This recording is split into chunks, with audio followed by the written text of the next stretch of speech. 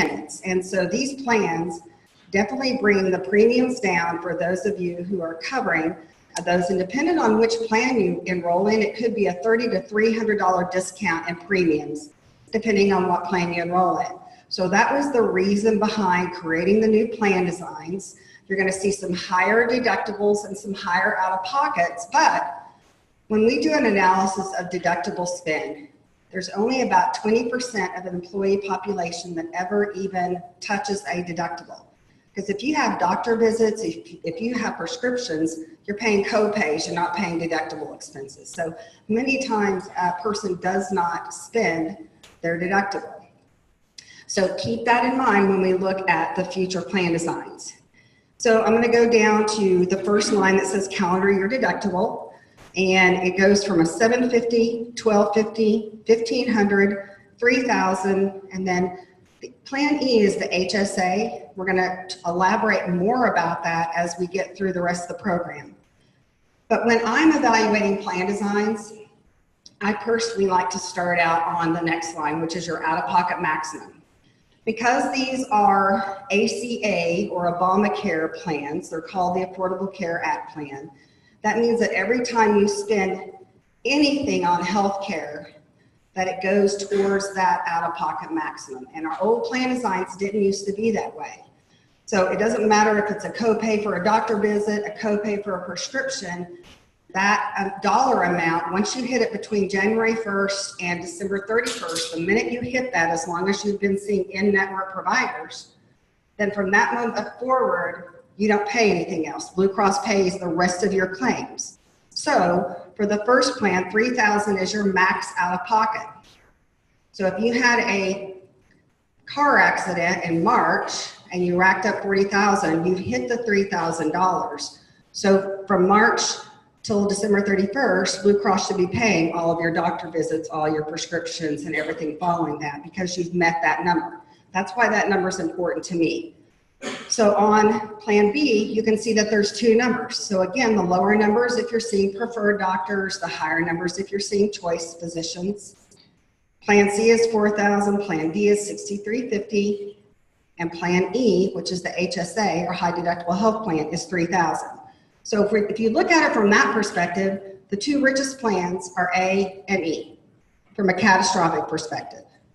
Because you're going to get there one way or the other, right? Whether you're paying doctor visit copays or prescription copays or deductible and coinsurance to get to that number. So I'm going to talk about now plans A through D for just a moment for the rest of the conversation. So after your deductible, so let's just say you have a $10,000 emergency room claim.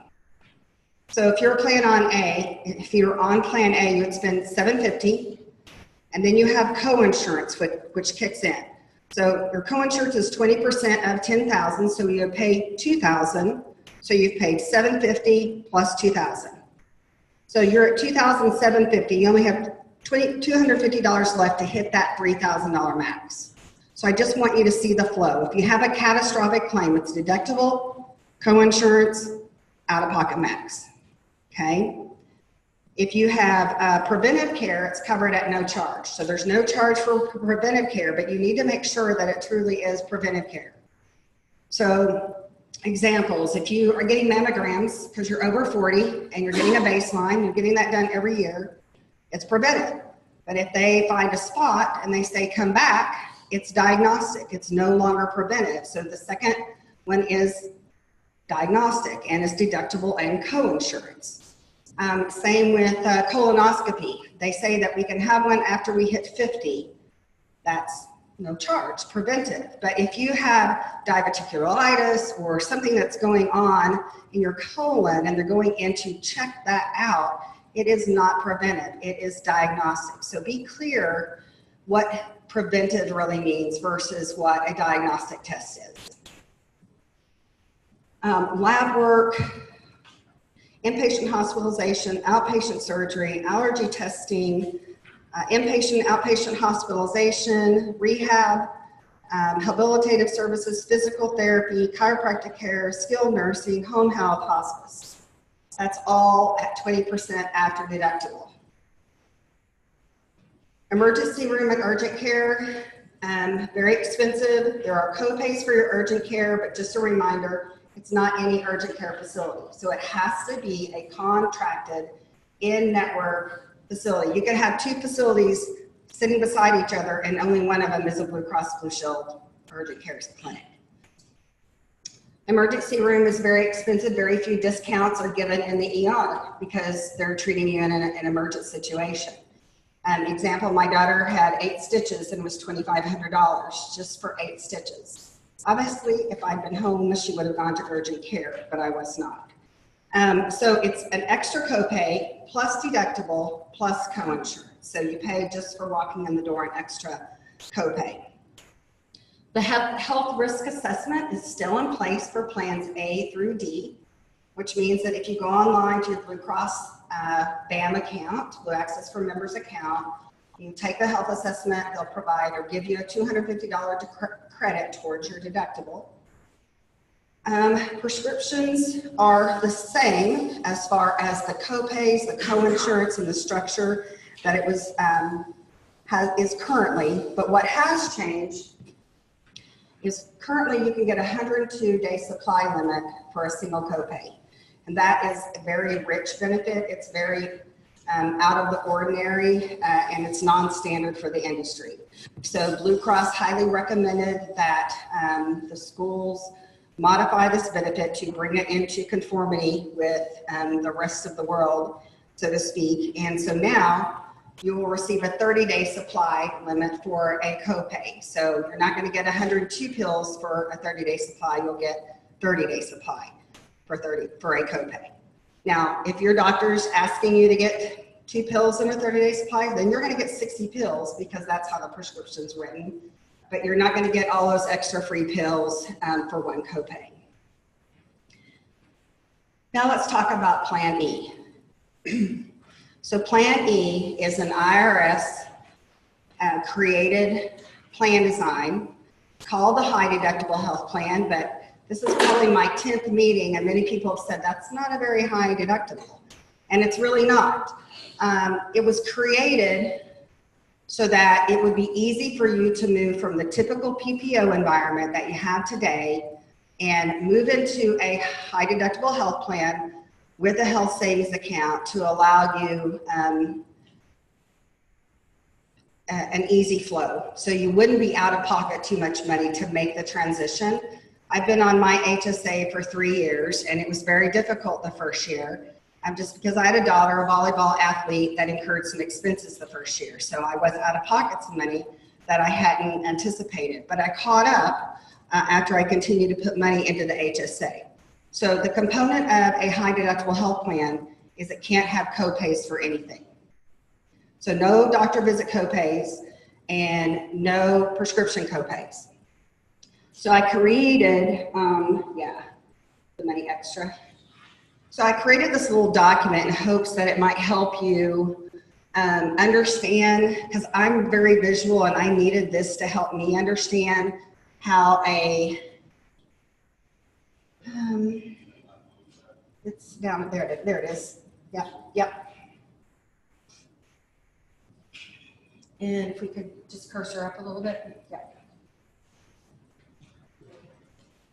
I'm sorry, you don't have a copy of this. I apologize. There we go. Okay, so this is kind of how an HSA works. You have to be on Plan A. It has no copays. The money has to be in the bank account. So it's just like your personal bank account today. You can't spend money in the account if you don't have money in the account because it truly is a bank account. It has a $1,500 deductible with a $3,000 out-of-pocket max. Xero Card users, you have to wait until you've met your deductible before you can use your Xero Card. So I've taken out my own claims so that you could actually get a feel. So $1,500 is where I start, and my routine office visits are $200, but remember there's a negotiated rate. So I only pay the negotiated rate, but instead of paying a $20, $30, or $40 copay, I'm paying the negotiated rate, which is $89. My chiropractic visit is $120, but my negotiated rate is $70. Remember, I have no copays, so I'm paying the negotiated rate.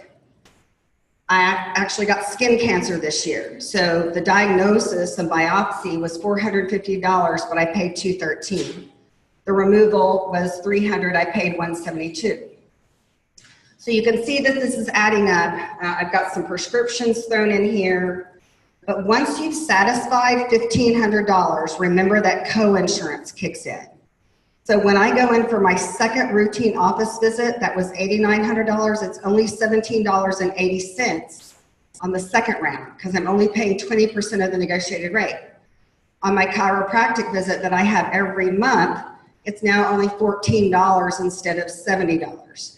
And now I'm going to satisfy that $3,000 out of pocket. And once I hit that, then again, Blue Cross is paying the rest of my claims through the end of the year.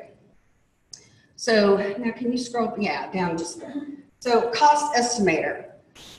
Any of you in the room ever use your cost estimator that's built into your Blue Cross Blue Shield BAM account?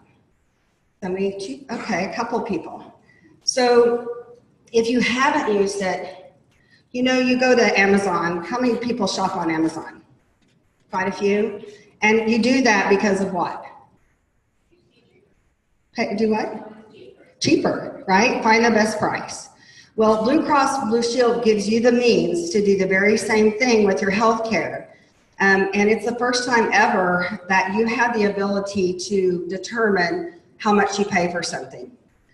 And this function helps you do that. So my example, my daughter is a collegiate volleyball player. She wore her arm out hitting, and we went to a neurologist because we didn't know if she needed surgery, and they said, well, we need an MRI. Well, remember that every doctor has its favorite facility, favorite doctors that they refer out to. So my first question is, well, where are you sending me? Is it in-network? And he's like, well, I don't know. It's not his job to send me to an in-network facility or to another in-network place. So I have to be the person that is mindful and make sure that I'm going in-network. And my second question was, well, how much is it going to cost? I might not even be able to afford the MRI, right? So why should I let him send me somewhere that I don't know if it's in-network and I don't know how much it's going to cost? And I said, well, you're figuring that out. Let me go home and do my own research. So I did. So because Blue Cross, you've registered, and it knows where you live, so it knows your network, it knows your vicinity, and it knows all the providers that you can go to that are in network. It's never going to send you to an out-of-network doctor. So for me, brought up MRI, Vantage MRI was the first facility that was brought up, and it was $450. So I was like, okay, I can afford this, and it's 2 miles from my home. But I was curious. I went through, and I kept looking, and I kept looking, and when I got to the end, the last provider was $2,500 for the exact same MRI. And that got me to thinking, wow, I wonder where this neurologist is sending me. What if it's to this guy? So I very quickly picked up the phone. I said, hey, Mr. Neurologist, I don't care where you're sending me. I want to go to Vantage MRI. He said, I don't care where you go. I'll change your order. I'll call it into Vantage. Go there. I did find out that he was sending me to a facility that was $850. So I did save myself $400 because I simply went in and did the research. So that is there for you to do as well anytime you have a service that a doctor is asking you to have performed. How about GoodRx? Anybody use GoodRx in the room? Miss Dorothy uses GoodRx. Nice. So this is a online internet system that allows you to just go in and put your zip code. You type in the medication, and it's going to tell you all the pharmacies that are in your vicinity and how much that drug costs at that facility. Why is it important on an HSA to know how much the drug is? You're paying the discounted price. So you're not paying a copay anymore, $10, $35, $70, whatever the copay is, you're paying the cost of the medication. So you want to be a good consumer and find it at the best price. So I literally have one medication that's $2 one month, it's $1.80 the next month, it's $2.14, And then I have a hormone medication that might be 147, 134, 125. It just varies every month when I go in to pick it up. But I know exactly what my medical expenses are for myself and my daughter. I put in 150 every other payday, or every payday, so I get paid every 26, never mind, every other week. And I put $300 in a month because I know that's going to cover my expenses. And I end up having about 150 left over. And it just rolls and rolls and rolls. So my doctor recently wanted me to take I have diabetes runs in my family. And they're like, oh, your A1C is creeping up. Let's try this new medication. I'm like, great, call it in. Went through Walgreens to pick it up. Trulicity, if any of you have tried it. He said, that'll be $800. And I was like, wait, $800? You can keep it. And I called my doctor and he's like, they can't be that expensive. And I'm like, yeah, do you have any samples? He's like, I'll check. But I was like, I couldn't take it. And there wasn't another alternative that was any cheaper. Victoza is the same amount. Omerzapec is the same amount. They're all expensive. So then I got my little insurance cap on. I was like, I do this for a living. I'm smarter than this, right? So I went to Google and I typed in Trulicity coupons.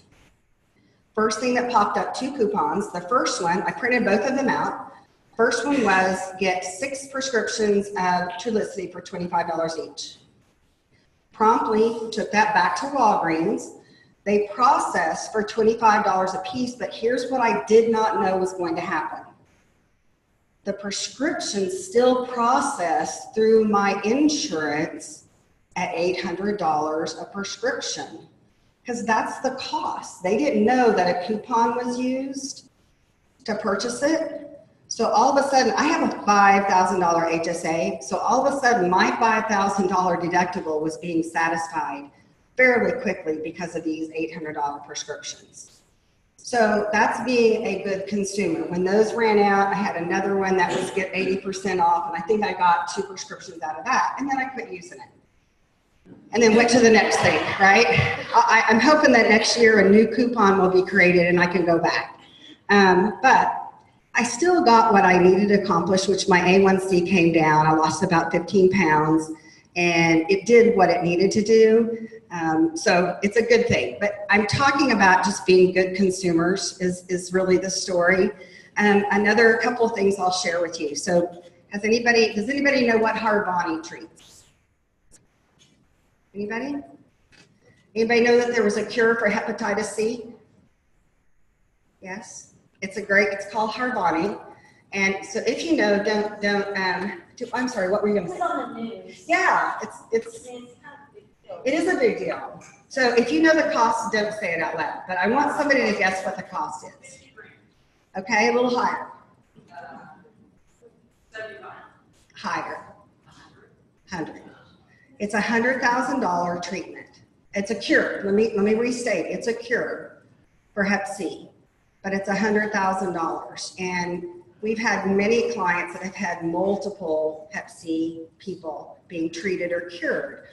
But imagine what that does to the claims pool. It's great for the member because they're paying a copay. They're not paying that amount, but the plan is paying the amount. So obviously it's hard to overcome. What's happening in the industry is more and more specialty medications are being created to treat high-end illnesses, cancer, RA, rheumatoid arthritis, MS, drugs. A lot of bioidenticals are creating, and then they're being really crazy and creating things like Dulexis. Anybody take Dulexis? Oh, don't even raise your hand. I don't want to know. But I'll tell you what they did is they took Prilosec, so you can get that over the counter, right? And they took ibuprofen. And they put them together. So those over the counter, you probably pay $40 for both of those. They're charging $3,200 for Dulexis. The insurance company is not going to pay for that when you can go get it over the counter. It doesn't matter that they put it in a simple pill form for you to take. They're going to have you buy those things over the counter. So if your doctor's writing that prescription for you, don't be too overwhelmed when you get to the counter to have it filled and they say it's not covered, because it's not going to be covered. So that's what we're having. We're having fewer and fewer generics being created and more bioidenticals, more and more crazy expensive medications. So be prepared when you get to the pharmacy that you'll either get a no or they'll say not covered. Maybe it means that it's a pre-auth is required. So ask the pharmacist why the prescription did not go through. Make sure that you know that it's either not covered, or it has to go through a prior authorization stage and has to be approved. So there's the difference there. Okay, back to the original. Any questions? Is lunch taken over? Oh, I know it is overwhelming, isn't it? And imagine me, I have to live and breathe this every day, and it's overwhelming for me. So let's go to the next slide. If you don't have any questions about plan designs for now. Oh, I'm in control of that. Huh. Jerry was nice enough to give me control, and it's not working. Page. Turn it off. Do something funky. Oh, maybe I'm working. No, that's. Gosh, dang it. I can't go backwards. Yeah, I'm on. Okay. Sorry about that. Technology. So, as far as cost, I think everybody has a rate sheet in front of you. So, just note that Southeastern will pay for the employee-only coverage for B through E, which is 60704, and 60704 towards Plan A. If you enroll in C, D, or E, they will pay for employee-only high option dental if you have no dependent health elected. If dependent health is elected, the difference between the 60704 for employee-only coverage on Plan E, the employee will pay towards the dependent health premium. So you can see that you'd have $91.71 left over for Plan C, $78.42 for D, or $47.79 for Plan E. So, sorry, I didn't say that very well. I apologize. Blue Access mobile app. Hopefully you guys have the mobile app downloaded. If you don't, the perks of having it downloaded are traveling, especially. Traveling in another state. You have Blue Cross Blue Shield has providers contracted throughout the United States. If you're sick, you're traveling, you can simply pull up that app. It knows what plan you're enrolled in, and it knows where you're located. It will steer you towards in-network providers, urgent care centers, or emergency rooms. So I just remember that. It's got a virtual ID built into it, and it's will help you navigate the system. So we're going to talk about, any questions about Blue Cross? Yes, ma'am.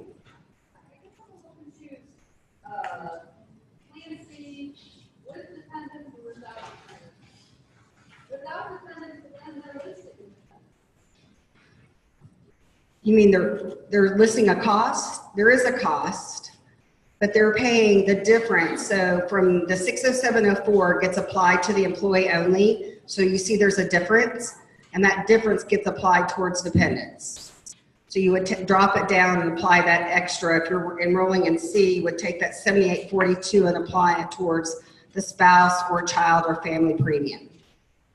Because there's a difference. It's got a lower employee only rate than 60704.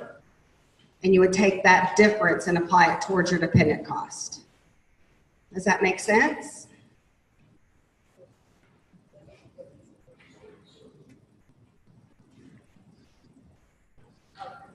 Is that good? We're good? Okay. Any other questions about Blue Cross? All right, so let's talk a little bit about the HSA and the FSA because they're very similar, but they're also very, very different. I'll talk about the HSA first. So Chard Snyder is the company. So right now, American Fidelity is the company that has your FSA. And they are going away, and Chard Snyder will be hosting the HSA and the FSA. So the IRS allows you to pre-tax payroll deductions to put into the HSA or the FSA. You must enroll in Plan E to open the health savings account. You cannot be enrolled in an FSA and an HSA at the same time. That's considered double dipping. You'll receive this card, and anytime you have services rendered, you'll swipe that card at the time of service, and it takes it out of this money instead of your personal bank account money. So I keep mine separated. When I go to Walgreens, I have my shampoo and my stuff that's non-qualified that I pay with my personal bank account, and everything that's a qualified medical expense I pay for with my debit card, my HSA. So how much can you put in it? So if you're a single, you can put $3,500 into an HSA. And remember, your FSA is $2,650. If you're employee plus one, so employee plus spouse or employee plus child, children, or full family, you can put $7,000 in pre-tax. And if you're like me, you're 55 or older, then you can put an extra $1,000 for every year until you hit age 65. So I personally can put $8,000 in this year because it's me and my daughter that I have on my plan. Funds roll over year after year after year. So your FSA has a use it or lose it. That $2,650 that you put in there, or how much, $2,000, $1,000, whatever you put in, if you don't spend it by the end of the year, you lose it. This is a bank account that they want you to grow bigger and bigger and bigger. My founder of NFP got one of these about 7 years ago and kept putting money in it. He's got $15,000 in it today, and he has to have knee surgery. So he's going to be able, we have a $5,000 deductible. He's going to be able to go swipe his card on the day of surgery and pay for his HSA and not feel any financial burden because he's been socking this money away for future health care expenses. And that's what it's designed for. At $2,000, its interest becomes investment. You can invest it, and we've got all those that will be posted on your online enrollment, what those investment companies are, and then it's interest bearing from day one. So again, savings tip, no use it or lose it clause, like the flexible spending account. Yeah. What about what? Thank you. It's written right here. $2.25. So it is like a bank account. So it's going to charge a monthly $2.25 to have the account open. And also, thank you, Jennifer. You also cannot enroll in an HSA if you're enrolled in VA or TRICARE, if you have IHS or Indian Care or Medicare, because that's considered a first dollar benefit. You would be getting that benefit before this benefit, and the IRS says you can't do that. So couldn't enroll in these plans. So, yes. Yeah. Yes, as a pre-65, you're allowed to enroll in, and I think some people have been told that you cannot, but you're more than legal to enroll. We were talking about, since you don't have a payroll deduction, you can, so there's two ways to report money that goes into an HSA. If you're taking money out of your bank account to put in an HSA, you can still report that, and you get the tax credit for doing that. You just fill out a different line. It doesn't come where you get this payroll 1098 or whatever you get from the school or from Chart, actually, that would show that this deduction went from here to here. It actually would be like a bank account that you would justify how much money had gone in from bank account to, and then they provide the tax credit at that point in time. So you can still, because I've had a situation where I needed to put money in there because I didn't have enough in and I wanted to pay for it. So any money that I transferred from my bank account into my HSA, I'll just show separately from anything that was payroll deducted. As long as I stay under the $8,000, then I'm clear no matter how the money goes into the account. My mother could give me $500 to put in the account, and as long as it doesn't go over $8,000 for me, because I'm employee plus child, then I'm good. So anybody can put money into that account on your behalf. It's a bank account. So there's no, the parameter is if you're single, $3,500, or married or employee plus one, $7,000. But it doesn't, they don't dictate who the money comes from. So if you had a generous grandparent or something, then you could take the money from them as well. Yes, sir. So what if you have a non-medical expense? No. You can, but because it was tax deferred. So everybody heard the question? What if you took the money out for another emergency? So something happened and you wanted to pull the money out for a non-qualified medical expense. So you would have to pay the tax back. So if you're under 65, you'd have to pay the tax back because it was tax deferred, and you would pay a penalty. Once you hit 65, the penalty goes away. Still, if you spent the money on something non-health, dental, vision, then you would only pay a tax on it. Any questions? All right, so the FSA, again, can't be enrolled. So any people have money in your American Fidelity FSA today? 2, 3, 4, 5, 6, 7, okay, several. So there's a strange caveat because American Fidelity has written in their current contract that if you're allowed so many days to submit a claim and get reimbursed, that if you enroll in an HSA and you're still getting reimbursed from your FSA, you cannot put any contributions in your HSA at all. That's considered double dipping. So I would tell you that if you are going to enroll in the HSA, make sure that you have all of your submissions to your FSA by 12/31. Because after that, you would be illegally contributing. Got a question. Yes. Say I got an HSA and I do it legally not for an HSA, I have money in my HSA, and I decided next year that I prefer the FSA. Do I have to drain the HSA before I can open an FSA? I have never had that question asked before. Okay. It's a good question. Marjorie, can you write that down for me or one of you? My thought is, no, you can spend it. So here's my thought. First of all, the whole caveat on an HSA is once you're no longer enrolled, or if you switch to an FSA, you can no longer put money in an HSA. But once the money's in there, you can spend it on anything that is a qualified medical expense. You just cannot put money into it. So it's the same as walking away from your job.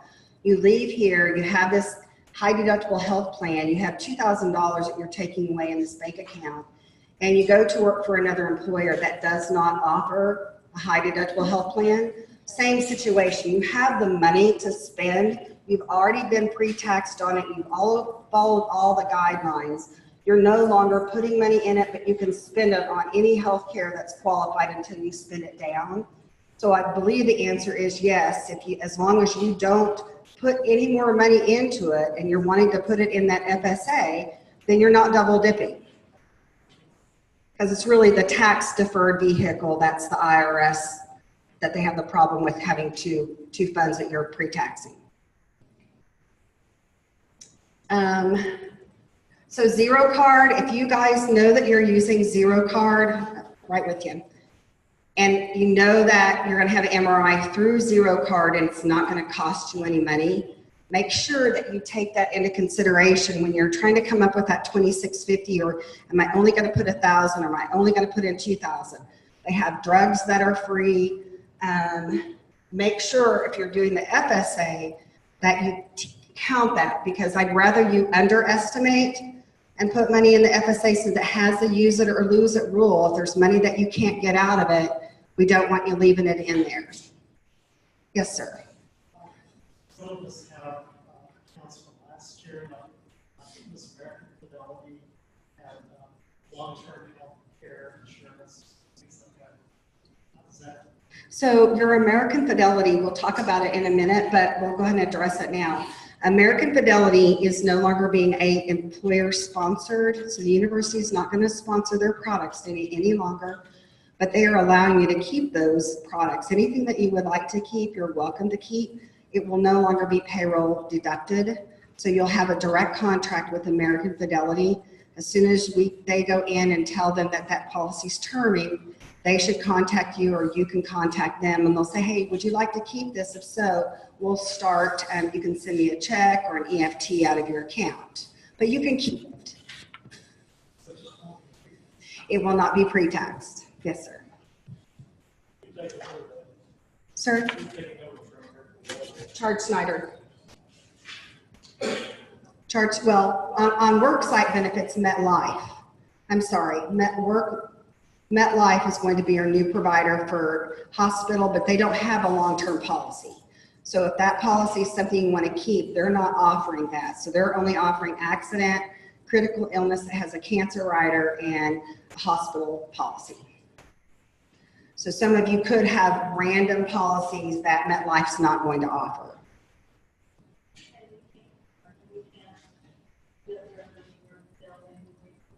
Yes, but it'll be a direct contract. So the question is, can we still use, it won't be through American Fidelity. It will if you keep those policies. So let me give you an example. MetLife's cancer critical illness policy has a cancer rider built into it.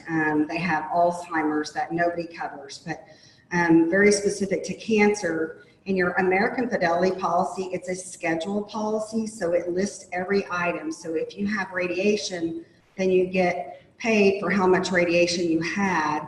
If you did chemo, but in the MetLife policy, if you've purchased a $30,000 lump sum policy and you get cancer, it doesn't matter what treatment you have. Because you've been diagnosed, it pays you $30,000. Because some people might not choose to have radiation or might not choose to have chemo, but they still have cancer. In the American Fidelity policy, you can't get paid, whereas in the MetLife policy you do, and the rates are much cheaper. Yes, ma'am.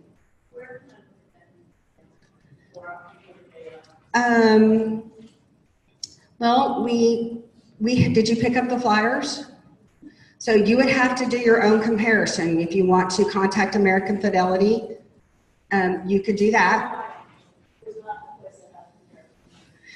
We do not have the American Fidelity policies because we're not their agent, and every policy that they put in place for every Okie school is different.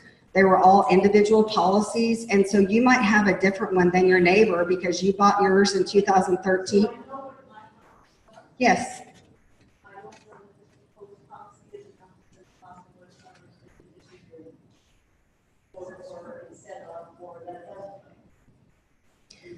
How do I know that we're also signing on? Where do I get it? Will that be on TVX? TVX will not be able to house anything that is American Fidelity. No, I mean but they'll have all of the MetLife stuff, yes. I mean, we've got flyers that we passed out as well. Will they have, I don't know, will there be a certificate that's more detailed than the flyers that were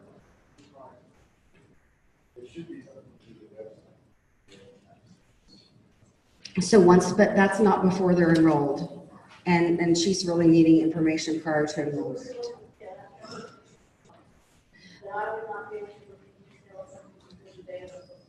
Well, you have your contract and you have what MetLife is going to pay for their procedures in the critical illness packet that you picked up. It's only two benefits. It's $15,000 or $30,000.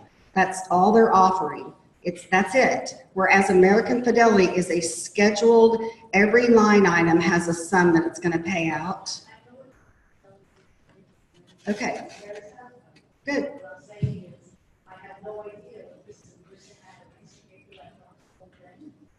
It's only two amounts that you're purchasing for, I mean, just. Do you want to answer, Jack? Sure. Under the MetLife critical illness policy, you have cancer coverage, you have heart attack coverage, you have stroke coverage. Oh, I'm sorry. Under the MetLife policy, basically you have the option to choose two amounts, $15,000 or $30,000. There are a list of coverages, but it's heart attack, stroke, cancer, kidney failure, organ transplant, Alzheimer's, and there's 22 other listed conditions that are covered. So if I have a heart attack, if I pick a $30,000 amount policy, if I have a heart attack, it pays me $30,000. It's not broken down to any different types of services or whatever. If I'm diagnosed with cancer, it pays me $30,000. Again, it's not broken down to radiation therapy or visits to outpatient services or anything else. It just pays a flat amount. That amount comes directly to you. You decide how you want to use it. It's pretty simple. Also, that you can have a gap policy. A gap policy? No. Because American Fidelity has a gap policy where your deductible is $3,000. Whatever the difference is, that has a gap. Right. And MetLife does not offer a gap policy. And that's what's nice about your American Fidelity policies. If there's a policy you want to keep because it provides something that you need, such as long-term care you want to keep, or a gap policy, you'll be able to do so. It's just on a direct bill basis. Is that something that becomes deductible taxes? I can't hear the question, I'm sorry. When you do taxes, it's You not deduct something your American Fidelity can keep it. Is it something you can claim on your taxes since it's not coming out from taxes? No, many benefits are pre-tax and post-tax. It doesn't mean that you can claim them. It just means that the benefit, and when it pays out, is tax-free when you post-tax it. You get all of the benefits. So that $30,000, or like, especially like on an accidental death policy, if you have a $60,000 benefit, you're going to get $60,000 because it was post-tax. However, if it was pre-tax, they would take the taxes out of that $60,000 before they paid it out to you. So that's the difference in pre and post, is the way the benefit pays out. Do you have to have the coverage for a certain amount of time before you can file a claim? No. The coverage is effective January 1st. There are no pre-exit in the plans. They're a guaranteed issue, so there's no questions are asked. So if you're like going on the policies, if you choose 15 or you choose 30, again, there's no questions asked, there's no pre-ex. Everything is payable on January 1st. If you took the hospital indemnity plan, where we pay on the hospital, and we'll go over this in greater detail in a few minutes, but let's say I take it on January 1st, I have it effective January 1st, I have to go in the hospital on January 2nd, it's going to pay the benefit. If I have an accident, it's going to pay the benefit effective January 1st. There are no waiting periods.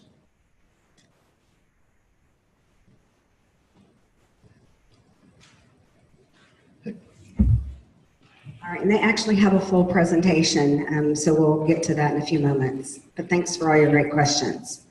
So are there any other questions on the FSA itself? All right. The Xero Card is the next item that we're just going to briefly go over again. It's just a reminder that they offer services that are free of charge. It's a great way to lower your out-of-pocket medical and prescription cost by using their facilities and their specific medical or prescription vendors. If you enroll in Plan E, you won't be able to use Xero Card until after the $1,500 deductible is met. A couple of things I also didn't mention. One thing actually is on the Plan E to help. Once again, we lowered the deductible and we lowered the out-of-pocket to make it more generous. They also added a preventive drug list. Blue Cross did. So if you take any of their medications on that drug list, they are zero cost as well, and it doesn't apply to deductible. So they've got prescriptions for high blood pressure, cholesterol, respiratory, diabetes, COPD, contraceptives. So they have a pretty strong list of medications that are at no cost as well for the HSA. All right, let's talk about dental. If you enroll in Plan C, D, or E, just a reminder, Southwestern will pay the employee-only high option dental coverage if the dependent health is not elected. You don't need an ID card to access your dental care.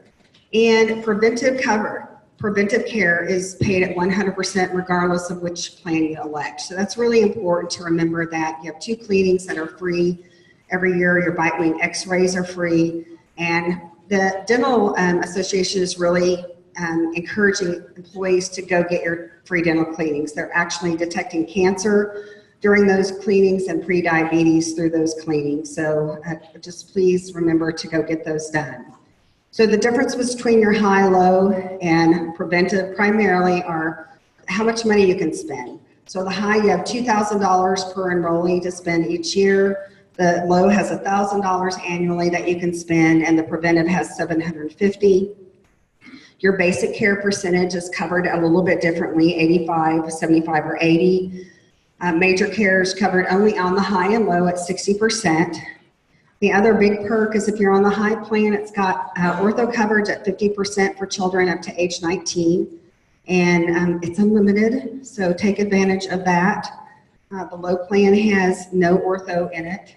The two high and low plans have two networks, so very similar to your Blue Cross Blue Shield has two networks, and your B plan, this also has two networks. The PPO network is the smallest network but has the best discount. So if you can find a PPO provider or dentist to go to on these two plans, your money will go the furthest, that $2,000 or $1,000. If you need to go to a Premier Plus dentist, then you still can. I mean, you can. It's just that money. They don't give us, their discounts just aren't as deep. So that $2,000, $1,000 just won't stretch as far. If you're using and enrolled in the preventive only, just note, please, that it's the PPO only network. It's the smallest network that's tied to that preventive plan. We've had a couple of people go out of network and were upset and didn't realize that it was just the PPO network. So I'm trying to make sure we clarify that this year. I think you guys have the rates already. Again, you can see that it's zero cost if you're enrolled in the medical plan C, D, or E with no dependents.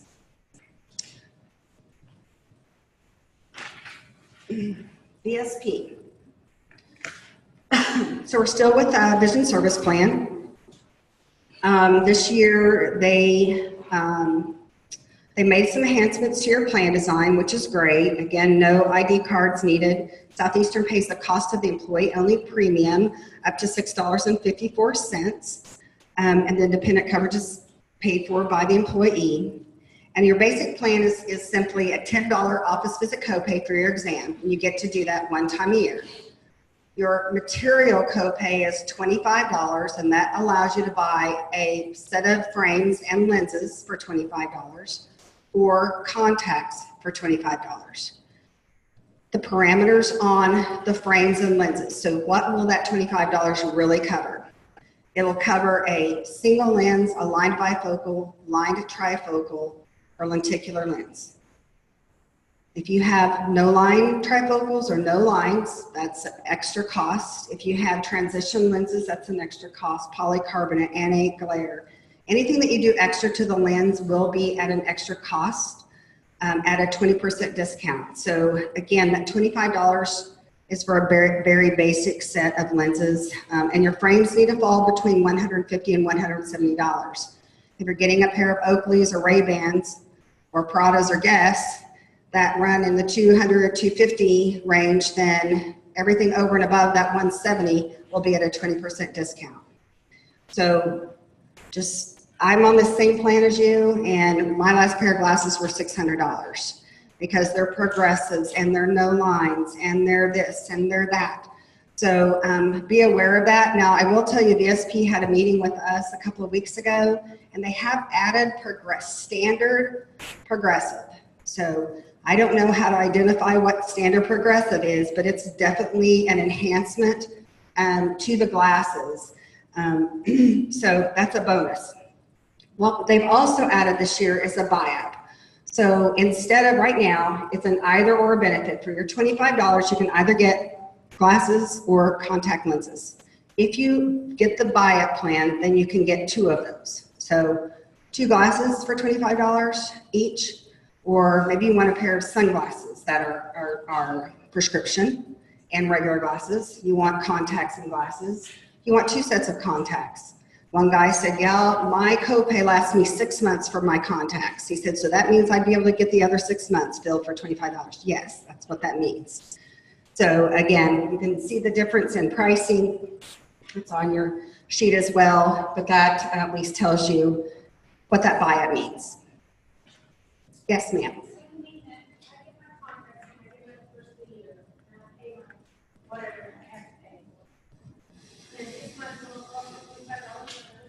Correct. Yes. that means. Yeah, it's whatever the equivalent to what you're paying now. It should be whatever that copay covers for you now. We'll pay the same for a second set. Correct. That's correct. Either or benefit. But you just get 2 of them now in any given calendar year. Do what?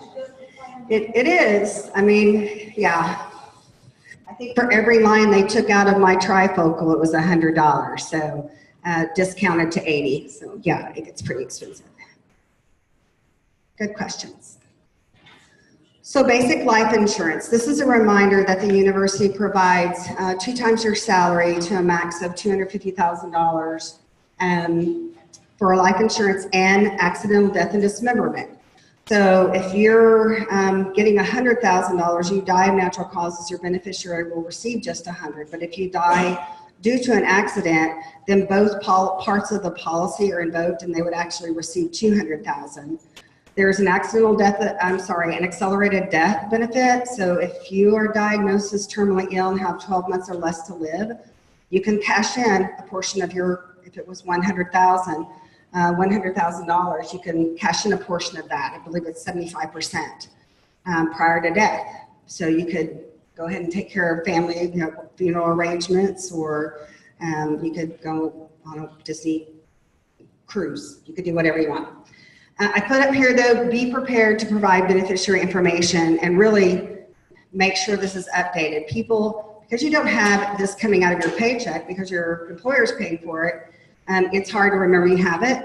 And I promise you it's no fun getting a call from the ex-wife. So new wife is called and 2 ex-wives ago is who's still on the policy. So with your new TBX online enrollment system, you'll be able to go online anytime and update your beneficiary information. That will be your record of signature date. Yeah, I've gotten married, I've gotten divorced, here's the new person. And that way you'll be able to manage that a little bit easier moving forward. What about long-term disability? We'll get that's next. Almost there. So for the voluntary life insurance, so this is very unique.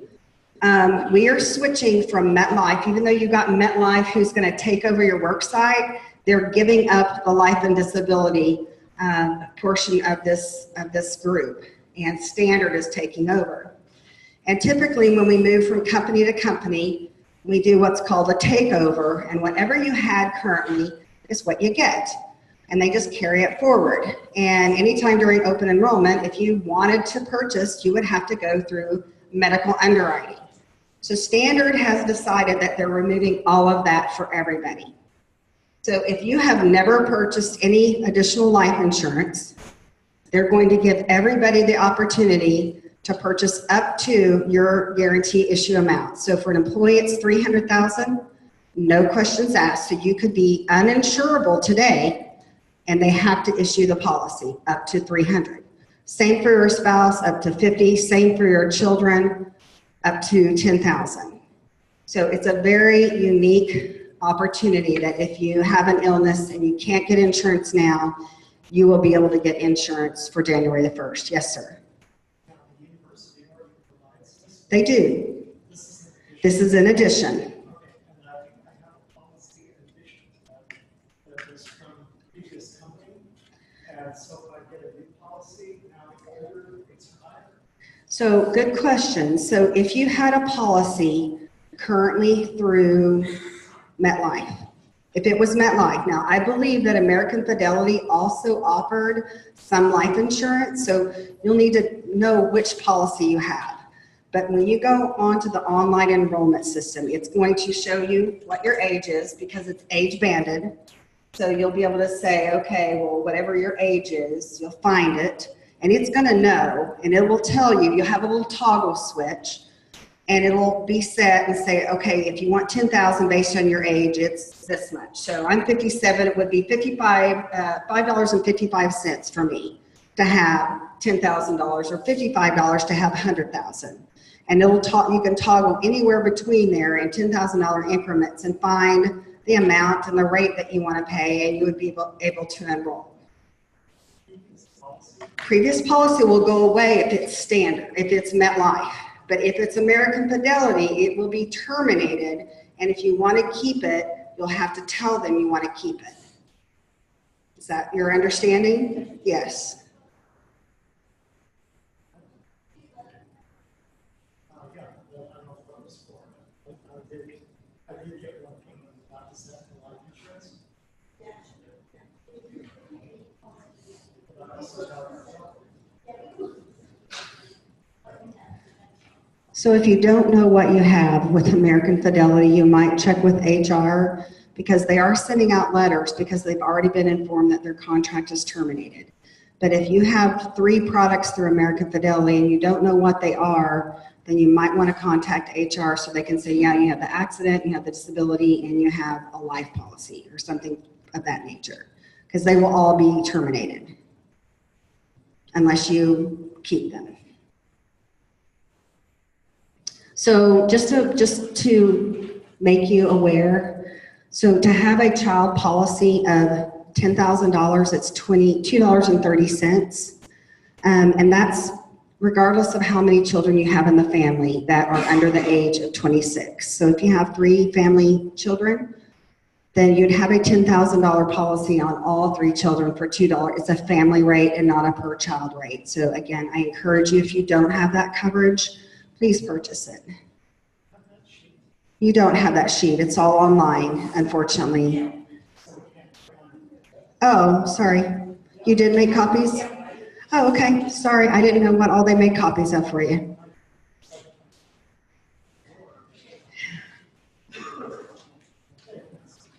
Any other questions about the additional voluntary life insurance? All right. So also the disability product that the school is providing also allows you to basically pay 60% of your salary should you become disabled, up to $8,000 a month. So again, remember, it's based on your salary to a max of $8,000. So the core plan is employer paid. So the core plan is 180 days. So you have to be out and unable to work for 6 months to be able to then, for that benefit to kick in. If you want to shorten the gap, then you can buy up into the 90 days. So it would kick in after 90 days instead of in 180 days. And that will all be loaded into the TVX system. If you already have it, then you know what the payroll deduction is. And the price didn't change. So if you already have it, it will be preloaded and show that you currently have the buy-up when you go through the online enrollment process.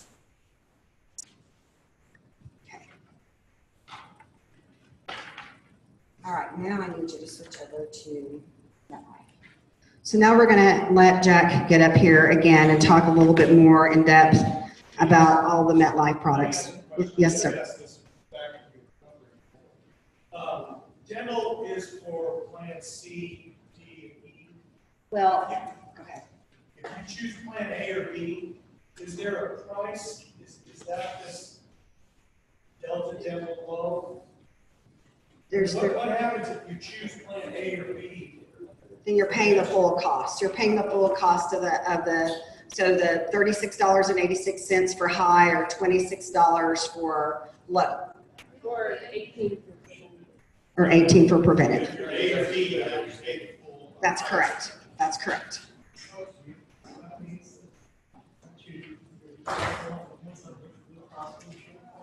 It does. Just on, yeah, that dental.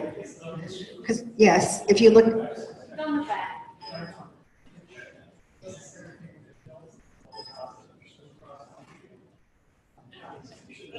It's all driven by the employer contribution. So the employer is giving $607.04, which is the cost of Plan B. Does that help? It's at the top. Okay.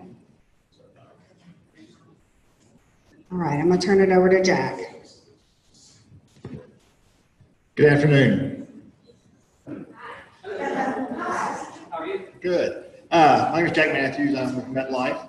I'm here to talk about voluntary benefits or worksite benefits. And MetLife is coming in and taking over 3 plans of coverage: accident, hospital indemnity, and critical illness.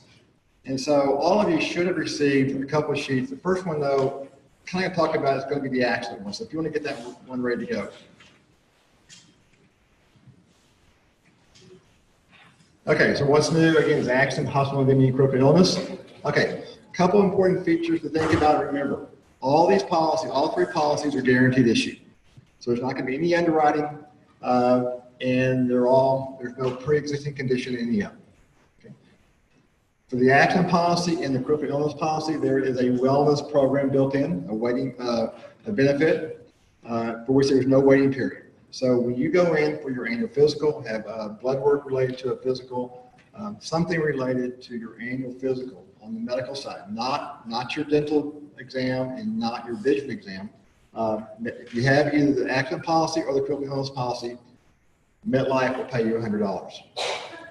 So if you think about your annual physical costs you nothing, if you go for it, and if you have both those policies, you can receive $200. Now, also, I need to also tell you something. MetLife will not send people here to enroll you. Okay? You will enroll online. So as we go through this and as you go through your enrollment process, think about the coverages and how they can impact your life and whether you need them. So again, we're not going to sit down with you. We're not going to try to force you to buy something. We just want you to sit down, look at the information we're going to provide, ask questions, and when you go through your enrollment, think about the coverage we talked about. Okay, accident coverage. Guaranteed issue. Payments are made directly to you. Claims are paid fast. If you leave, you take the coverage with you if you desire to, and it covers over 150 events. So, okay, if we look at this sheet here, it says accident insurance plan summary. Okay. What this plan does, it pays you a benefit should you incur expenses either related to an accident. So if you have, and you'll note there are two plans. There's a low plan and a high plan. Both plans cover the exact same thing. The difference it's going to be is the amount that's paid for each one. Okay. So let me give you an example. When I was 12 years old at Christmas, my parents gave me a BB gun. I know you've all seen the movie, right? Well, I got one. Being 12 years old, we thought it would be very smart to shoot marbles to see how far they would go. So we go out, we shoot marbles. First marble I shoot shatters. Goes into my eye. Not the BB, but the marble does. I can't tell anybody because we weren't supposed to be doing that. So I go home, go through the evening. The next morning I wake up, my eye is swollen shut. Okay. So if you look at this, under injuries, about half under eye injuries, I would have gotten $400. Okay. Now, because my parents had to take me to now back in 1960, I don't know if we had emergency rooms, but we went to one, and I would have received, let me see here, for emergency care, I would receive an additional $100. Okay. Now, fun part was that I got to wear a patch for a couple of days, but I had to go back to the doctor after that, and for follow-up care, I would receive another $50. So by shooting that marble today, my parents would receive $550. So it's important to note, though, it pays not just for the accident itself, but it pays for services related to that accident. It pays for physical therapy later on. When my son was in high school, he broke his collarbone.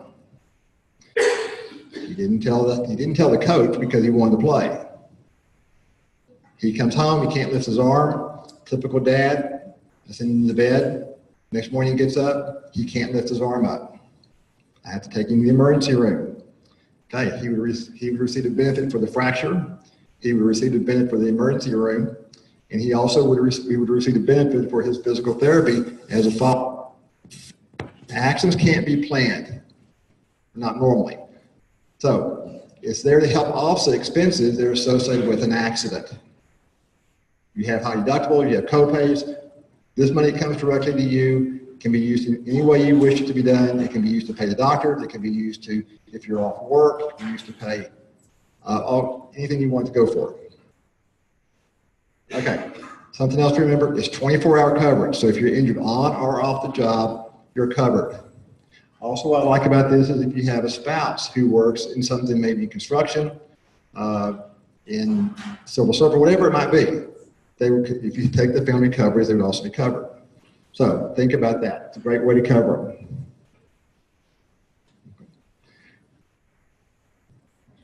Okay, so there are 12 injury types that are covered.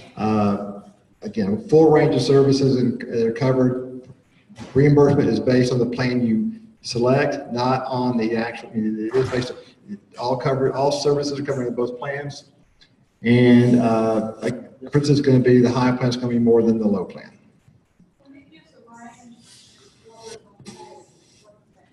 I'm sorry. What is the range for what they're going to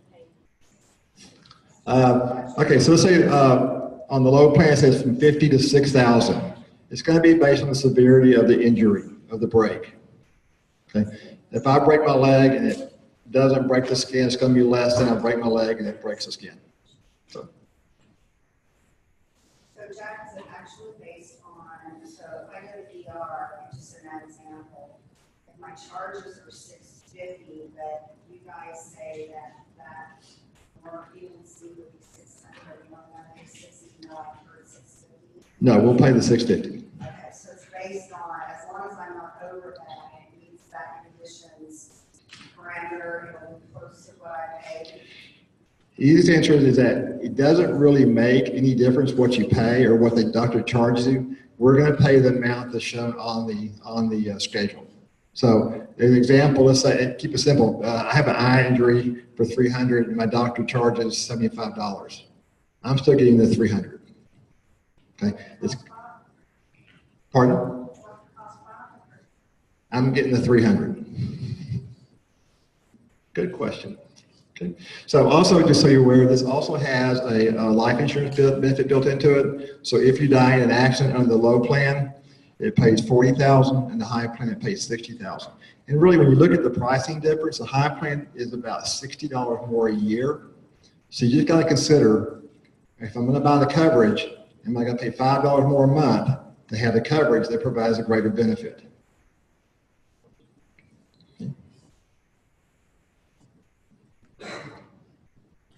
The 200 to 300,000 on the accidental death, let's say, common carrier.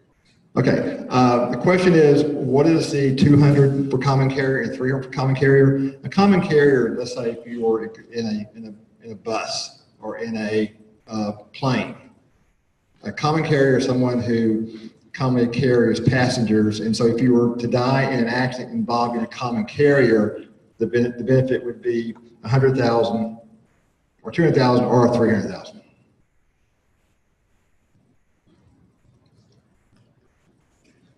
Okay, and as I mentioned a while ago, the accident plan does have a wellness benefit. So when you go in for your annual physical, have blood work done, x-rays, those types of things, you receive a check for $100. It does come in a plain brown envelope addressed just to you, so your spouse does not have to know about it. Even their benefit. Okay, hospital indemnity coverage. What this does, it pays you a benefit should you have to go into the hospital due to a sickness. It's guaranteed coverage. Payments are made directly to you, the spend as you choose to do so. Claims are paid fast. Normal pregnancies and complications of pregnancy are covered. And you can, as with the accident, you can take the coverage with you. Now, where this coverage comes into play is if you had to go into an accident again because of a sickness, and we're going to pay, go here, on the low plan, $500 for non-ICU and $1,000 for accident if you had to go into the ICU. And the high plan would be $1,000 and $2,000. There's no pre-X on this, so let's say if you were pregnant today, and as long as you delivered after January 1st and enrolled in the coverage, it would pay. Okay? If you have another sickness, you had a surgery planned, and you enrolled in the coverage before and wait until after January 1st, the plan would pay. Okay? The plan is there to help you offset expenses associated with the hospital admission. So it's not direct cost of action. American Fidelity No, we will actually send you a check. Okay. It also provides a continuing benefit. So let's say you're under the high plan, and for each day you're in a non-ICU unit room, it pays you $200 a day, up to 10 days per year, and then ICU is $400 per day per room for 10 days. So again, it's there to cover you should you have to go to the hospital. Okay. Critical illness. Okay, we kind of talked about this already. All of us probably have known somebody who's been diagnosed with either cancer or stroke or heart attack, something that's happened to them. You have to think about how they're going to pay those benefits, because normally what happens is when you're diagnosed with, say, heart attack or cancer, you're going to miss work. And people say that it's cheaper to live if you're off work due to a sickness, but reality is it's not, because you've got medical bills that go with that. And some of these diseases that are covered, such as stroke, heart attack, kidney failure, organ transplant, paralysis, and Alzheimer's, can be very expensive. An example, if I'm ever diagnosed with cancer, I'm going to MD Anderson in Houston, one of the best in the world. Now, I live in Dallas, so it's not that far, but my medical plan will cover my medical benefits, which is great. They're going to cover me down in the hospital and anything I have to have done. What they're not going to do is they're not going to cover my family to go with me. Okay. So let's say I have a $30,000 policy and I'm diagnosed with cancer. MetLife is going to pay me $30,000. It's not a plan where if I have X coverage, I have X service done, it pays me Y. It's going to pay me the flat $30,000. I can then take that money and use it any way I want to. It can be used to living expenses, it can be medical expenses, it can be used to pay the rent, the mortgage, my car payments, whatever. But if I want to go down to MD Anderson, Houston, I want my family to go with me, I can take them and they can stay down there with me. It won't be out of my pocket. So again, this coverage can be used in a lot of different ways. Now I promise you, if I'm given 6 months, I'm going on a trip. Also, no pre-existing conditions in here, and it's guaranteed issue. What if you're cured of cancer and it comes back in 6 months? Okay. Your questions. First, this is not your first meeting, is it? Okay, so let's say, question is, let's say I have cancer and the MetLife pays about $30,000. Okay. Now, first thing I want you to think about, is it's not a flat, really, reality, it's not a flat $30,000. Okay, MetLife, the total benefit, if you took $30,000, is $90,000. It's 3 times that. So, I'm diagnosed with cancer, MetLife pays me $30,000. 6 months later, or a year later, I'm diagnosed again with cancer. MetLife pays to call a recurrent benefit and pays me half of that. That would be $15,000. I'm having a really bad decade next year. I have kidney failure. MetLife is going to pay me $30,000. Now that would be a total of $75,000, which is $15,000 left over. So if I'm really having something really, really bad and I get something else, they would pay me the additional $15,000. Okay. In total, MetLife would pay out $90,000. Sorry, Jeff, did you say that's per the lifetime policy? Yes. Yeah. So the $90,000 would be the whole policy. So it doesn't, yeah. So and this is kind of what it looks like as a recurrent benefit. Again, first, this is using heart attack, first diagnosis. It's going to pay $30,000. And then if I have a heart attack, this shows 2 years later, it's going to pay 50%, which is $15,000. And then it's going to show kidney failure, first diagnosis 3 years later. It'll pay $30,000. I have $15,000 left in my account. Yes, ma'am.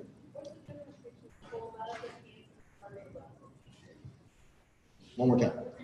What's the difference between full benefit cancer and partial benefit? Okay.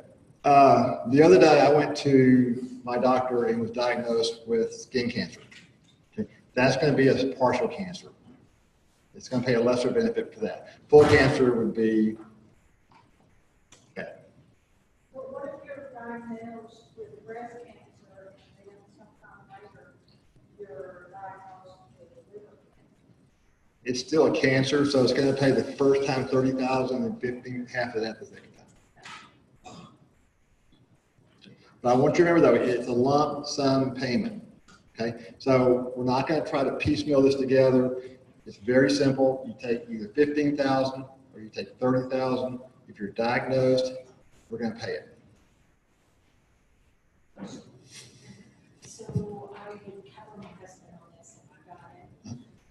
And his benefit would be half what mine. Yes.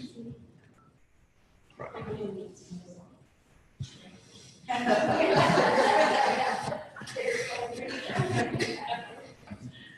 No. Good try. Okay. Any questions on that?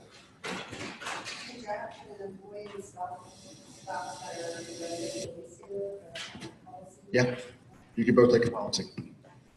Okay, and cover each other. So, just like the accident policy, it does have a wellness benefit. So it pays $100 once you have the annual physical done. It does come to you. Jack, we had a great question in the first meeting that somebody asked, can that same benefit if you have the wellness could be for both? Yes. So the question, the first meeting, the question was, if I have the accident policy and the critical illness policy, can I claim it under both policies? And the answer is yes. So really, if you thought about this, I'm a numbers kind of a person, so I look at premium numbers. And if you were to look at certain age levels, it doesn't work for everybody, at certain age levels, when you take in consideration the wellness benefit, it almost reduces your premium down to zero if you use it to offset it, especially on the critical illness policy, if you just took a small policy. Yeah, so just kind of look at different things, how numbers come together. If you have 10 kids, and you took the accident policy, and you had 12 of you at $100 a piece, you're making money. So anyway, also like everybody else, we have our own app. So think about that. Not sure why you want an app for critical illness and those types of things, but you always go out there and look at your coverage, you can look at your enrollment and all that. So when you sit down and think about these coverages, seriously, I want you to think about accident policies. Do I have kids that play sports? Who knows what the number one injury for girls playing soccer is? Concussion. It pays a benefit. Okay? Boys playing football pays a benefit. If you have kids playing sports, you'd be crazy not to have the accident policy. Okay? If you have a spouse who's in construction, police work, firemen, anything outside where they're active, you'd be crazy not to. I live in Dallas. I have it because I live in Dallas. driving the freeways. If you come from a family history of cancer, stroke, look at those policies. Okay? Your medical plan, you have a great medical plan, it's not going to cover it all. Think about how you're going to pay those benefits. And again, it's not just medical benefits. How are you going to live if you don't have coverage? We have coverage for our cell phones. We have coverage for everything in the world, none of which you can pay for if you don't have an income. And the hospital indemnity plan, again, it's a great way to cover deductibles if you had to go to the hospital immediately. So I'll be here to answer any questions later on. So thanks, guys.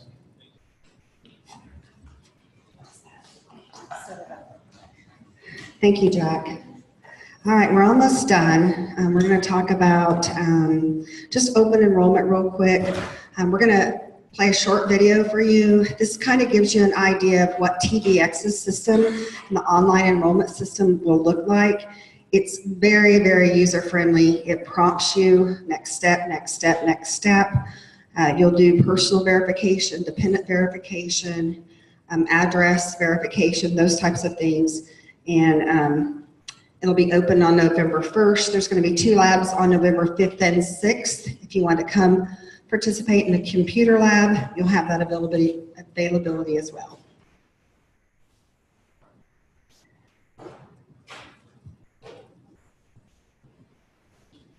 Do the how to enroll.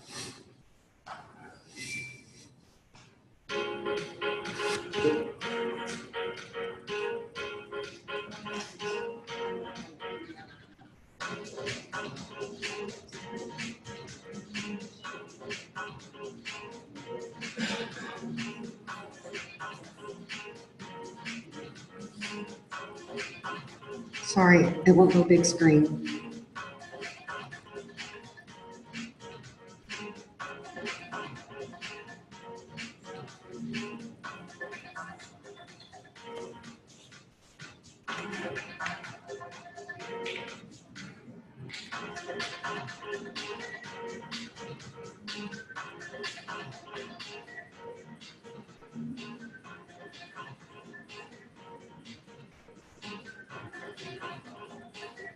I'm going to ask you to verify personal information.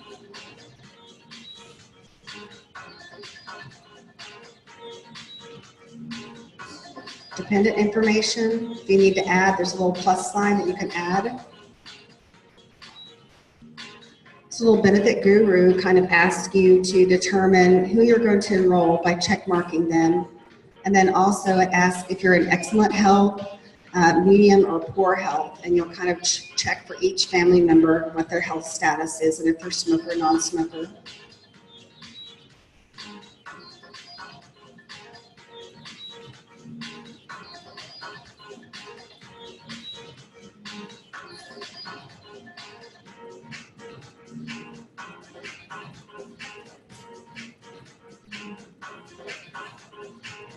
So this is a plan comparison of all the plans side by side, so you can see what we talked about today, deductibles, out of pocket, and then it kind of ties it to the premium as well.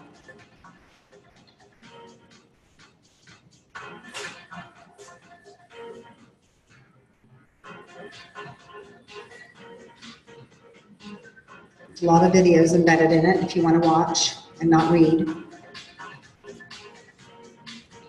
There's a library that has all the documents.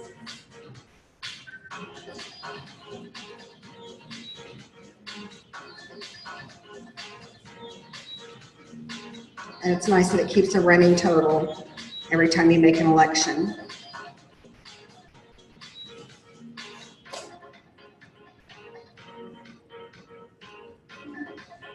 Here's where you put beneficiary information. Allows you to add as many primaries or contingents that you would like to list. And there's a benefit statement that shows everything that you'll sign off on. And then there'll be some employer notifications that you'll be asked to read and acknowledge that you read them.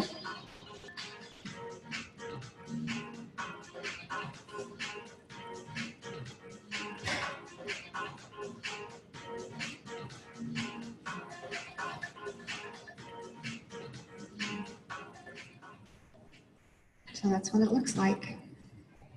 Pretty simple. So just a couple of reminders. Again, enrollment, open enrollment is the 1st through the 16th. If you do not enroll during that time or go online, either through the lab or on your own, you will not have benefits on January 1st. So everybody has to go in and re-elect all of your benefits.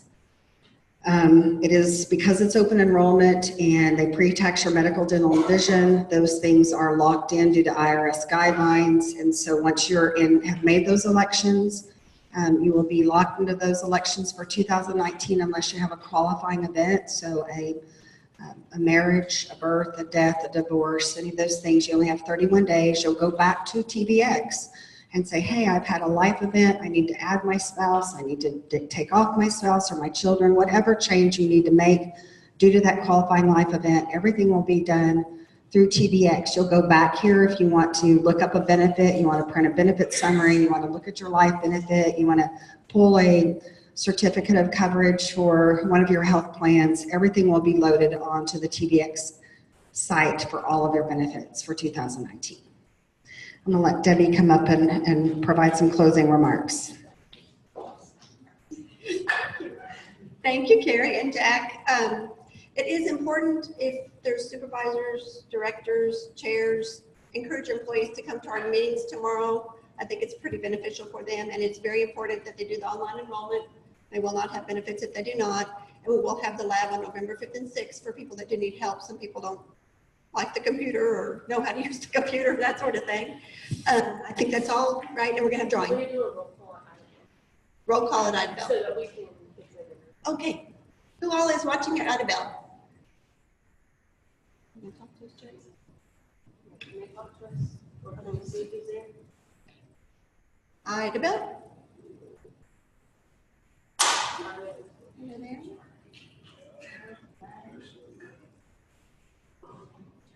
Kendra, are you guys there in Ida Bell?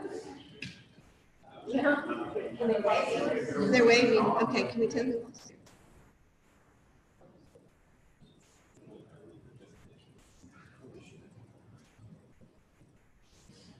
Do you have your email up? Do one. Go without one? Okay.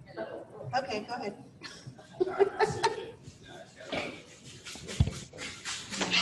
Okay, can you hear us? There you are, okay. Yes, who all is there can go? Okay, at Audubell, it's Claudia Bacon-Tonica, Joyce Wells, Lynette Odell, Sherry Holman, Clyde Davis. Cynthia Love was here earlier. She had to leave. Jamie Whittington was here earlier and she had to leave. And Barbara was also watching. And Barbara was watching also, Barbara Burton. And Kendra's minding the office. And Kendra's what? Kendra's what? Minding the office. Kendra is watching from the office. Okay. Was it 8 then? Is that 8 to go? That make 8? Yes. Yes. Okay, that's Yeah, right. yeah. Okay, thank you. Thank you. I didn't put Barbara McClanahan. She was in the first one. She doesn't hear Oh, okay. I guess I can mute that. Turn that off. They can hear me. Mitchell Emerson. Where'd he go? Must be present to win. Brandy Pate. You can pick out whichever color bag you want. Very nice. No. Lee Presley. Oh, Jennifer keeps popping up. Kevin Epler.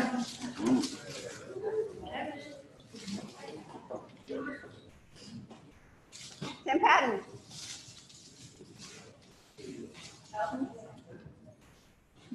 Randy Press. Oh, he was very nice. Deborah Fullentech. Jane Drees.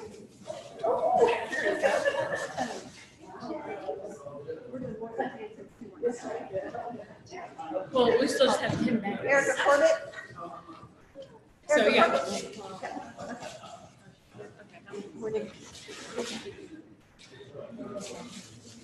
Todd Johnson. Todd, the new guy. The new guy. Somebody wrote the new guy. Yeah, that's what we call him. Russ Gray. Russ Gray. Yes. Oh, yeah. Okay, yeah.